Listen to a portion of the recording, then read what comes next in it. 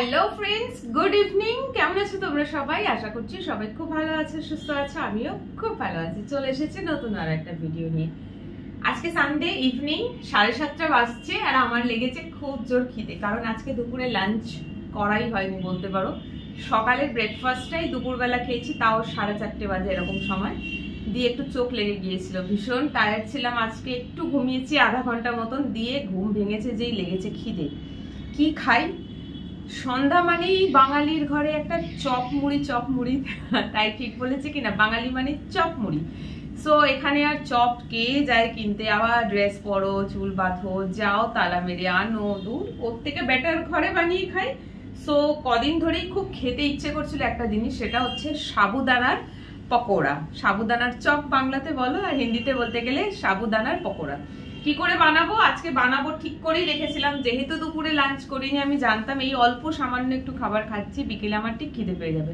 ঘুম ভাঙতেই লেগেছে বড্ড জোরে খিদে। তো চলো, এখানে আমি কড়াই কিন্তু চাপিয়ে দিয়েছি, বানানোর প্রিপারেশনটা করে নি। কি দিয়ে বানাবো কি বৃত্তান্ত তোমাদেরকে বলি। এই দেখো, অর্ধেক আলু যেটা সিদ্ধ করে রাখা ছিল, ঠিক আছে। এর মধ্যে নিয়ে নেব হচ্ছে পেঁয়াজ কুচি, কাঁচা লঙ্কা কুচি। আলু অর্ধেক দিলাম, বেশি দিচ্ছি না, বিকজ কেউ তো নেই খাবার, বানিয়ে তো সে আমি একাই খাবো। দিয়ে দিলাম। এর মধ্যে দিয়ে দেবো একটু সাবু। এই যে দেখো সাবু, এটা যে সাবুটা আমি ভিজিয়ে রেখেছিলাম। আজকে এখানে এসেই এর প্রিপারেশন কিন্তু আমি করেই রেখেছিলাম, কারণ আমি জানতাম এত কম খাবার খাচ্ছি, দিয়ে আমার খিদে পাবে। সো এই সাবু দিয়েছি, সাবু আর আলু এইটাকে না একটু ভালো করে স্ম্যাশ করতে হবে। আগে আমি এইটাকে একটু ভালো করে মেখে নিই। আলুটা না সিদ্ধ করেছি, তবে একটু শক্ত শক্ত রয়েছে।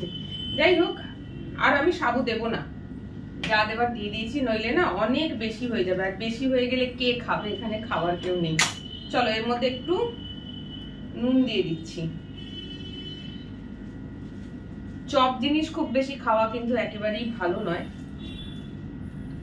আর রোজ খাওয়া তো একেবারেই ভালো না। আমি তো মনে হয় 1 যুগ পর আজকে এটা বানাচ্ছি ঘরে। মানে চপ টপ খাওয়া পুরো বন্ধ, খাই না এখন আর। আগে দোকান থেকে কিনে খেতাম, কিন্তু একবার কি হয়েছে, দোকানে যে তেলে ভাসছে সেই তেলের রং দেখে আমার খাওয়া বন্ধ। না নিজে খাই, না বাড়িতে কিনে নিয়ে যাই। কেন বলছি কথাটা, কারণ ওরা যে তেলে ভাজে না, মারাত্মক। তেলটার রং দেখলে মনে হচ্ছে ওটা সর্ষের তেল না, মোবিলে ভেজে খাওয়াচ্ছে আমাদেরকে, কালো ভূত হয়ে গেছে। সেইটা দেখার পর থেকে আমি পুরো চপ খাওয়া বন্ধ। তো এখানে আমি দিয়ে দিলাম 1 চামচ বেসন, ঠিক আছে। আর দেব হচ্ছে 1 চামচ মতন চালের গুঁড়ি। বেসন আর দেবো না, অল্প বেসনে হয়ে যাবে, যেহেতু চালের গুঁড়ি দিচ্ছি। ব্যাস হয়ে গেছে। এবার আমি এর মধ্যে একটু জল দিয়ে দেবো, অল্প একটু, খুব বেশি লাগবে না।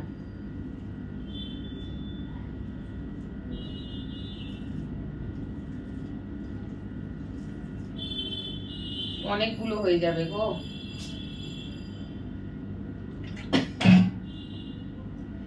এত কম সরঞ্জাম দিয়েছি, তাও মনে হচ্ছে বেশি হয়ে গেল।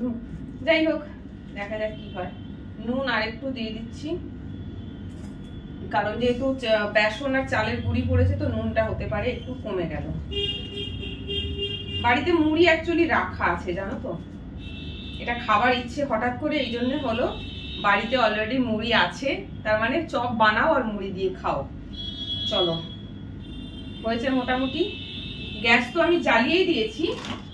আর আজকে পকোড়াটা বানাচ্ছি একটা লোহার কড়াইতে, তোমরা হয়তো দেখতে পাচ্ছ না। এই যে দেখো, এটা একটা লোহার কড়াই। আমি এবার এর মধ্যে তেল দিয়ে দিচ্ছি।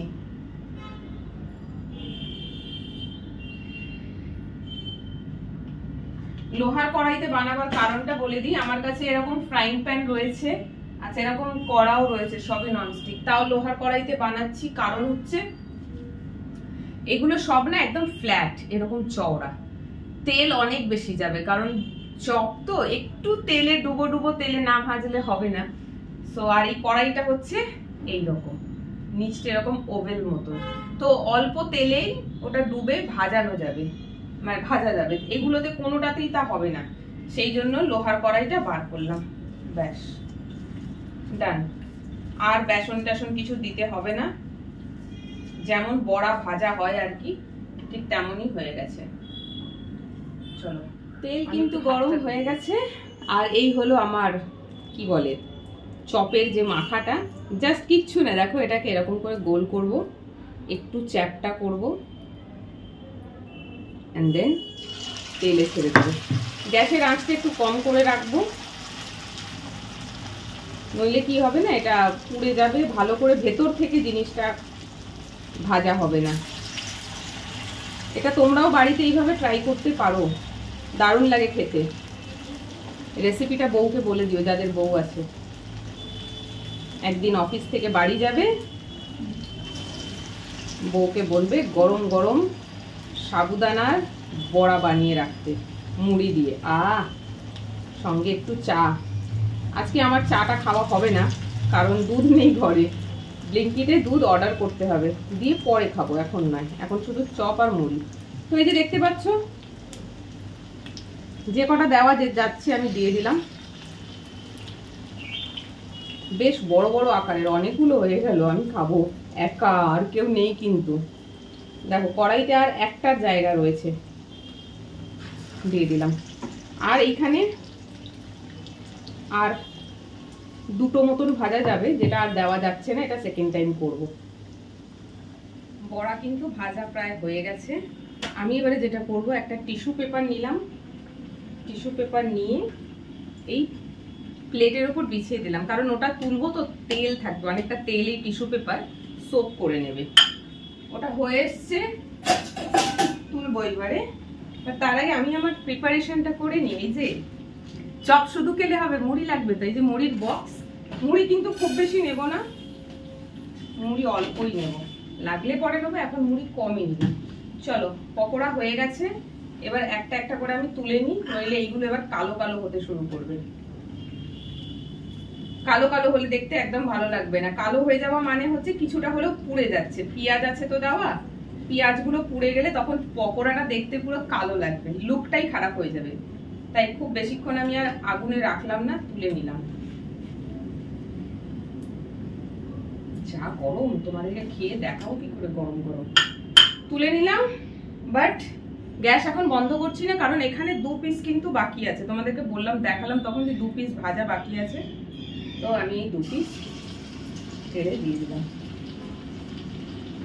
বানাতে চাইলাম অল্প, কিন্তু হয়ে গেল বেশি। দাঁড়াও, হাত ধরে।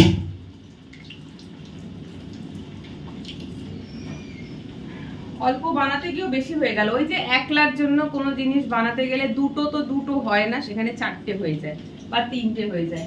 আমারও সেক্ষেত্রে হলো, আমি ভেবেছিলাম 4 থেকে 5 পিস হবে, বাট এখানে হয়ে গেল 1 2 3 4 5 6 7 8 পিস। এই তো পকোড়া খেয়েই আমার পেট ভরে যাবে, মুড়ি আর কয়টুকখানি খাবো। তো যাই হোক, লুকটা দেখো,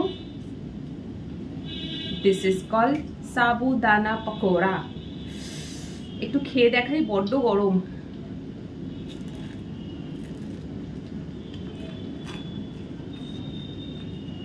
টু মাচ ক্রিস্পি, এটা দারুণ ক্রিস্পি হয়েছে। সো দিস ইজ মাই মুড়ি, এন্ড এর মধ্যে চলে যাচ্ছে সাবুদানা পকোড়া। এই যে এটা হলো আমার আজকে সন্ধে খাবার। সো এখানে দুটো আরো রান্না করা বাকি আছে, আমি যতক্ষণ খাবো জোরটা কমানো থাক, এটা এর মতন করে হতে থাকুক। তোমরাও ততক্ষণ ভিডিওটা দেখো, কেমন লাগলো কমেন্ট করে জানিও। খুব সুন্দর একটা চপের রেসিপি তোমাদের সাথে শেয়ার করলাম। খুব বেশি কিছু সরঞ্জাম এর জন্য দরকার নেই, শুধু সাবুদানা কিনতে হবে। আলু পেঁয়াজ কাঁচা লঙ্কা তো বাড়িতেই থাকে, সাবুদানাটা থাকে না। 100 গ্রাম সাবুদানা নিয়ে এসো, পুরো 4-5টা যদি ফ্যামিলি মেম্বার থাকো, সবার জন্য বড়া হয়ে যাবে সন্ধ্যেবেলা। রেসিপিটা তোমাদের সঙ্গে শেয়ার করলাম, বাড়িতে একদিন ট্রাই করে দেখো, কেমন লাগলো কমেন্ট করে জানিও। টাটা।